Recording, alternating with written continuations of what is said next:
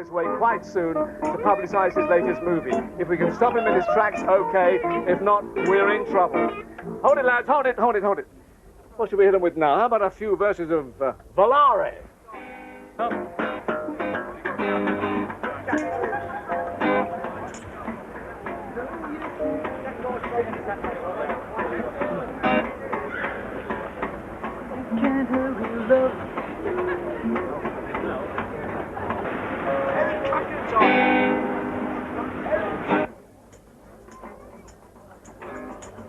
Can't hurry, love.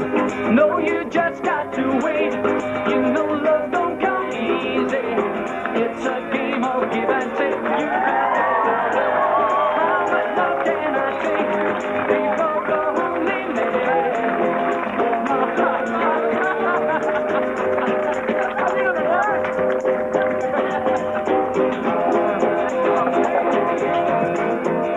Hi, Phil. Just a few of your friends in their best clothes have gathered around so that I can say to you, Phil Collins, actor, pop superstar, this is your life. Oh, I can't say what I think. Really? You go, you sure? I'll have it back until we told the story. Good God. Slight surprise. Very surprised. Oh, no. You're not sweating again. Because when I arrived, I said, what are all these people doing here? It's nothing to do with me. I thought it was just going to be a small interview, you know, but it isn't, is it? Slightly bigger than that. Slightly bigger than that. As you will discover. The lads as well. Well done, the lads. Well, thank you so much. Well, I'd like to thank Jill as well, and David Green, your director, off to the studio. All right. Come quietly.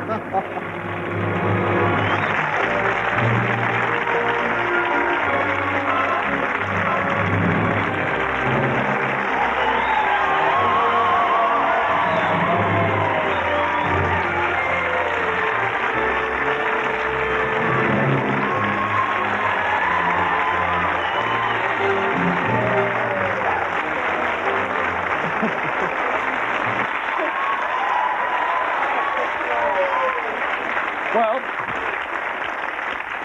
quite a welcome from the world of pop music, Phil, and now another surprise. Members of your first bands, amateur and professional, brothers Philip and Martin Gadd, Kim Goody, Peter Newton, and Brian Chapman. Virgin Records, Richard Branson, and Atlantic's Ahmet Ertegun.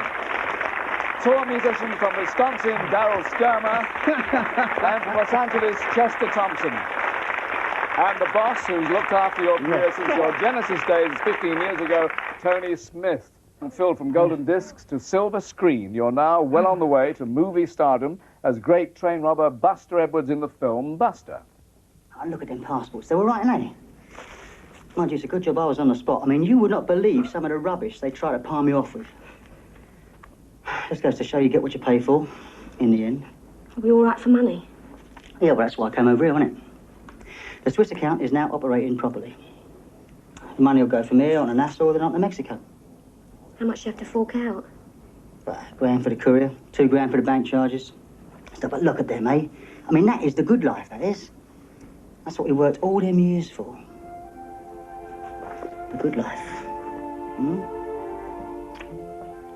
And one of Britain's most popular actresses playing your missus. Well, Phil, if I didn't look 6 months pregnant there, I don't know when I did.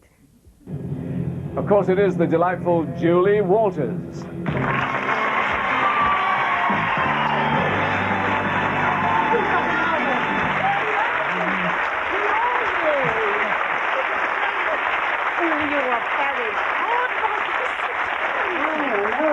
Now, this is a family show, as you might remember, but you were saying something about pregnancy there. Could you explain? Was I?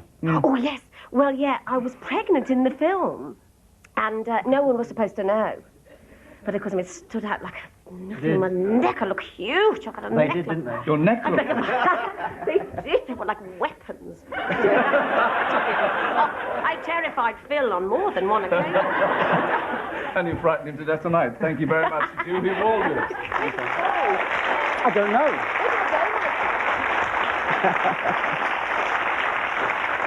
Grab a seat in the front row, that's it. Well, Phil Collins, this is your life, a life that's rocked along from winning a holiday camp talent competition with your tin guitar when you were just 5, to hits with international rock band Genesis and solo successes too. I'm better for the smile you give, and while I live, I will follow you. You follow me all the days and nights that we know will be. She sees the hand and invisible touch, yeah. She reaches in and grabs my holding your heart. She sees the hand and invisible touch, yeah. It takes control and slowly tears you apart. Can't hurry, love. No, you just have to wait. Just trust in the girl's eye. No matter how long it takes, and I feel your heartbeat. I can hear you breathing in my ear. Wouldn't you agree, baby? You and me got a groovy kind of love.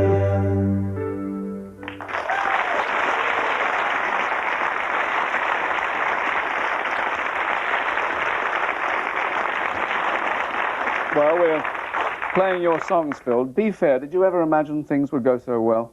No, not really.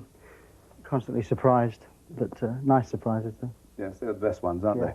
Well, the Kid with the Tin Guitar went on to a solid gold future, topping the charts worldwide. But it was on July the 13th, 1985, you captured the imagination, the hearts, and the wallets of a global audience counted in billions. Mid-afternoon, you stepped on the Live Aid stage at Wembley Stadium. Then you're whisked away to board Concorde to take the stage in Philadelphia for America's Live Aid concert. Good evening, Philadelphia. Good evening, America. Good evening, London, and good evening, the world. Well, that was an extraordinary achievement, and for the best of reasons, of course, to help the starving millions of Africa. Now, Midge, you also worked with Phil on Band Aid, didn't you? Yeah, we had one day to record all the artists you've seen in there, singing their parts, and to record the drums, and to mix the record. We had 24 hours to do it. And Phil was in the middle of doing his solo album. And he gave us a one day off that he had to come down and do it. I said it would take 10 minutes to do his part, as long as it would take for him to record the song. And he sat there for 6 hours waiting in this 10 minutes to turn up. And he did, as true as he said he would be, he did it in 10 minutes with sickening proficiency. Bobby, Phil is a bit like Concorde in a way, always such a blast of energy. You found that? Yes, well, he's crazed. I mean, this is the first thing. At least I'm sitting down now. The word workaholic is made redundant by his presence. You know, I'm surprised he's like, well, he is fidgeting. Look at him. With Live Aid, the thing was, he was working at the time, and we called up Tony, his manager, and they said, yeah, you come down and do it. And then we got a phone call, and he said, well, yeah, I'll do it, Bob, but I'll do it only if I can play with everybody on the stage in both England and America. And so hence Concorde sort of came into being, and that was the main reason for it. But he did. How many people did you play with? It must have been about 8 bands. Yeah, everyone that would have me, really. Yeah, no. Only 8, in fact, had him.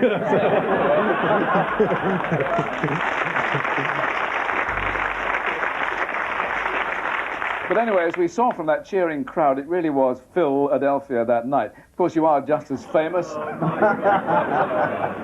I actually wrote that bit. Anyway, you are just as famous in America as you are here, and it was in the United States. 8 years ago, he met you, Jill. You were married at Guildford in Surrey in August 1984.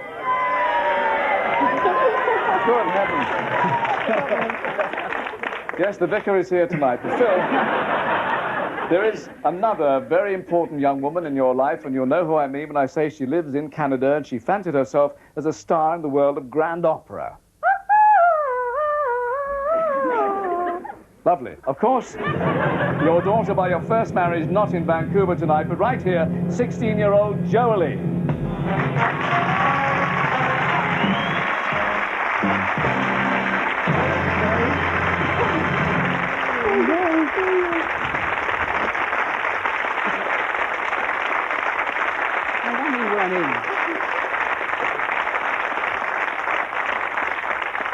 They weren't in yesterday, that's why they weren't in, isn't it?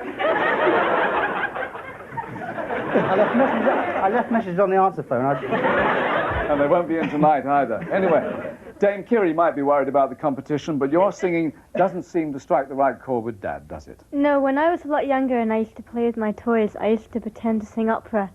And a couple of times Dad heard me and he found it really funny. Thank you, Phil. Well, Phil Collins, this is your life, and you were born into a family of enthusiastic amateur entertainers on January the 30th, 1951, in Chiswick, West London. The family moved to 78 Constance Road, Whitton, in Middlesex, and you were carried there by your granny, apparently. Now, your father, Greville, an insurance clerk... And he's here tonight, right? No. How can I follow that by saying he died 15 years ago, but... He had seen you riding high on the first waves of success. Now, age 7, you look more ready to ride the range. And here you are as... and Davy Crockett, King of the Wild Whitton Frontier. Family weekends were spent sailing on the Thames, and your parents helped build the headquarters of Richmond Yacht Club on Eel Pie Island. Lovely name. And it was at the yacht club that your talent was launched. You weren't a star then, Phil. You had to share the stage with the whole family. And they share the stage with you again tonight. Your mother, June, your sister, Carol, with her husband, Bob, your brother, Clive, with his wife, Mary, plus your nieces and nephews, Carol's children, Mark and Angela, and Clive's children, Lucy and Philip.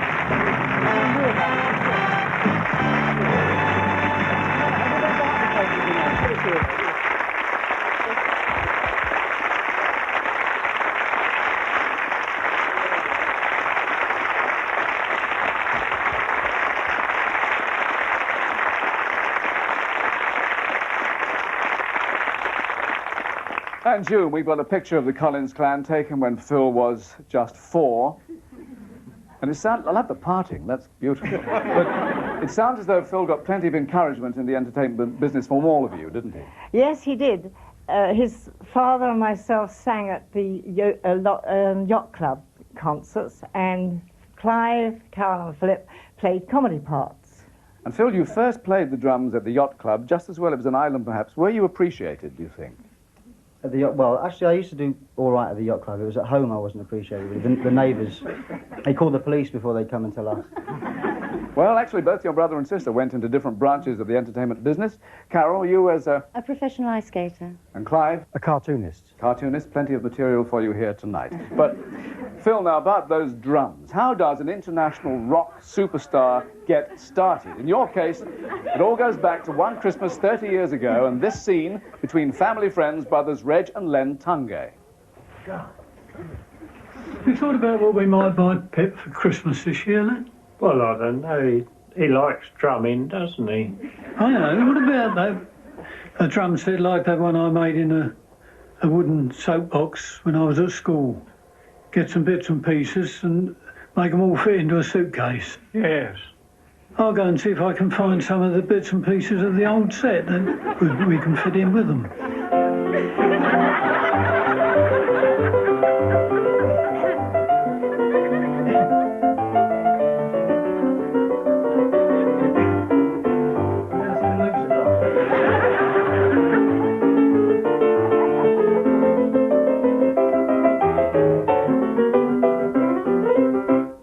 And may they have their own roll of drums, please. Reg and Len Tungay.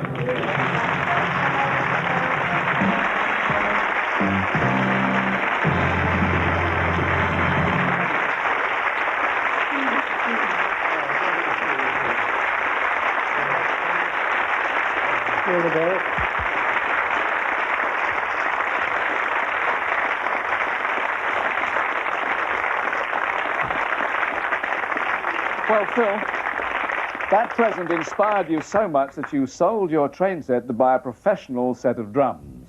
I thought you inherited that from Clive. I found out a few months ago you flogged it. Oh, rather embarrassing, yeah. I thought it was mine. For years I thought it was mine until about... Yeah. Apparently it wasn't. There was another little train robbery. Now, at 12, you have elocution lessons where you've done good. At 14... You go to stage school full-time, and at 16, you get your first film role. You landed a leading role in Calamity the Cow. Principal of the stage school where you were taught for 4 years, Barbara Speake.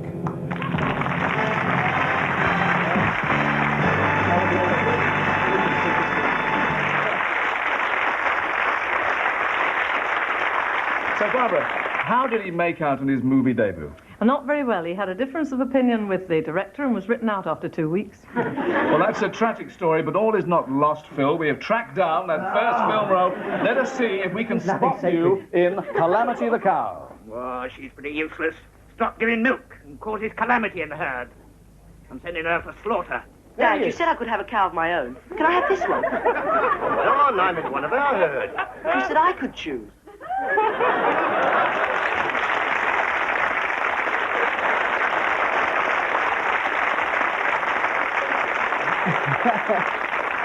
And that is what you call milking the part. Barbara Speake, thank you very much indeed.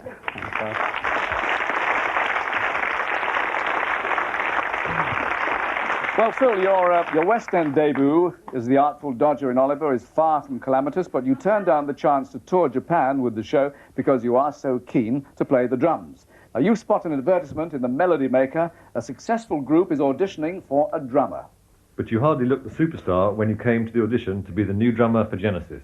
In fact, you still don't. Your dear friends, founder members of that great rock band Genesis, Mike Rutherford and Tony Banks.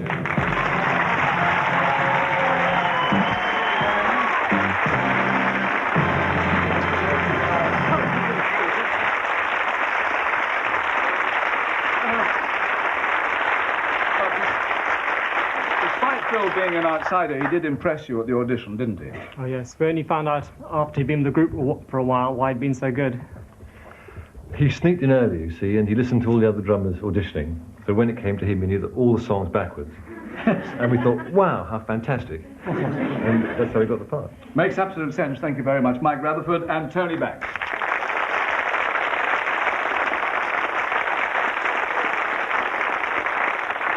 So, not only drummer with Genesis, but next lead vocalist. And to hear from the man you replaced in that star role, we're going now to Montreal, where he is touring with Sting and Bruce Springsteen, superstar Peter Gabriel.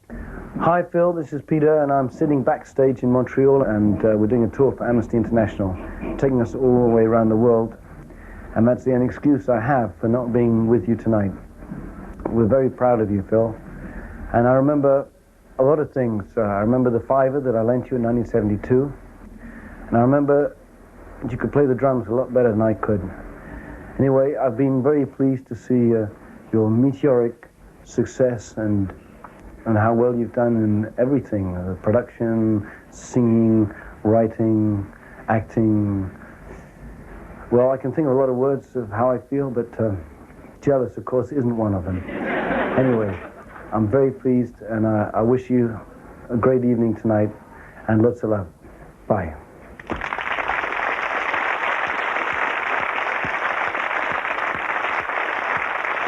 Thank you, Peter Gabriel in Montreal. 1983, and you team up with another rock star playing drums on his new album. Recalling those days now, here is Robert Plant.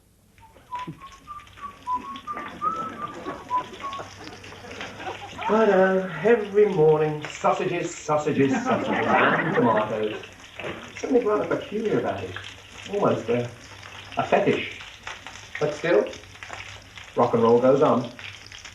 Phil, there you are. Remember this in the studio? The breakfast ritual. Like it or not, every morning, sausages and tomatoes.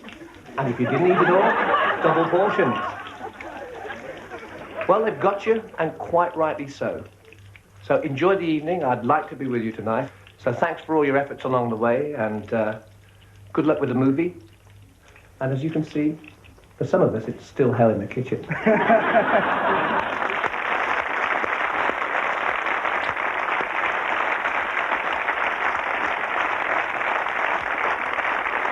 Thank you very much to Robert Plant and the two Char Ladies. Now, Phil, away from show business and the international rock scene, you get involved a great deal with charity work, especially through the Prince's Trust, founded by the Prince of Wales. And here's the chairman of the trust, Jim and Guy. Come in, Jim.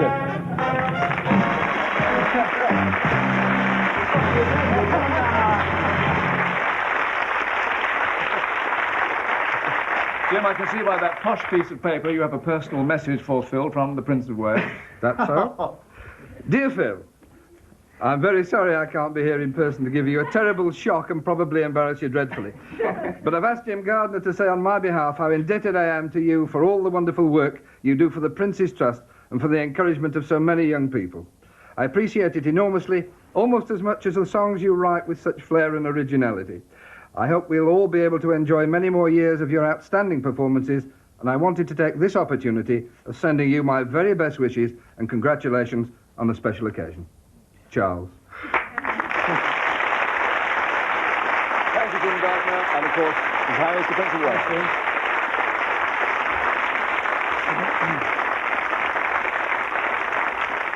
Well, not only worldwide success as a rock star, but also as a producer, and now a career as a film actor. But your comeback as an actor was back in 1986, again as a villain in this episode of Miami Vice. False passports and an assortment of fraudulent schemes, right? Regular litany of evil, isn't I? Just for trying to pass a mildly dishonest buck. Phil, you have won a scholarship. A full scholarship to Rayford. That's a prison we got here, pal. Full ride, probably. It'll never happen. No? No, because you are going to offer me immunity if I help you put Sarah and Rivers in the bag. Maybe even burn Tyrell and her mob and all. You've been reading ahead. I'd like to do my little bit for law and order. Well, Crockett is on duty, but it's to Miami we go now to hear from Tubbs himself, Philip Michael Thomas. Hi, Michael. And Phil. Hey, it's been 3 years since we busted you in Miami Vice. It's much too long. You got to come back and play that wide boy Cockney character, what's his name? Phil the Shrill. You know, on film, you were a perfect con man. But in real life, you know, you turned out not only to be a consummate actor, but one hell of a nice guy.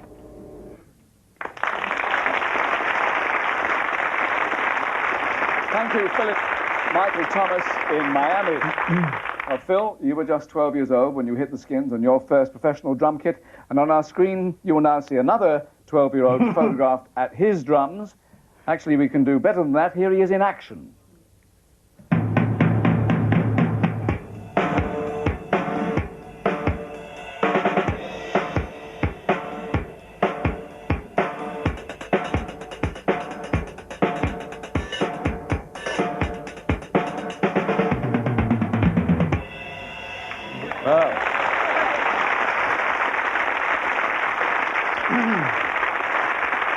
Well, does he remind us of somebody? He should, because he is Jolie's brother, your son Simon, playing those drums, and we've flown him right here from Canada to be with his dad, Simon Collins.